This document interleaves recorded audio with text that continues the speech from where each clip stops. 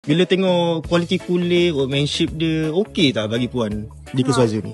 Saya pun terkejut juga lah, cantik lah sebenarnya dia buat. Saya agak puas hati lah dengan apa yang DK buatkan untuk saya lah. Saya risau juga sebenarnya, takut tak kena dengan kualiti yang saya nak.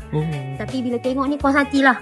Oh, kenapa tukar seat cover? Mungkin sebelumnya kotor ke, rosak ke? Tak, sebelum ni yang original ni cantik je, tapi warna cream lah. Sebab dia dah lama kan, 15 tahun kan. So adalah sikit-sikit yang tepi-tepi ni kotor kan. So kawan saya kata biarlah buat leather seat. So tu yang nak try and error juga sebenarnya. Risau lah tapi takut tak jadi pula. Tapi jadi lah tengok ni. Ini betul-betul macam betul-betul terkejut jugalah, puas hati lah. Dari 10 bintang bagi berapa bintang kak? Boleh bagi 9 ke 10 jugalah. Macam mana jumpa DK Advisor? Dari mana? Saya jumpa dekat Facebook sebenarnya sebab ada orang review kan. Tapi semua okey lah tengok. Betul. Okey, terima kasih banyak-banyak. Terima kasih jugalah semua. Okey. Agak cantik lah, kemas.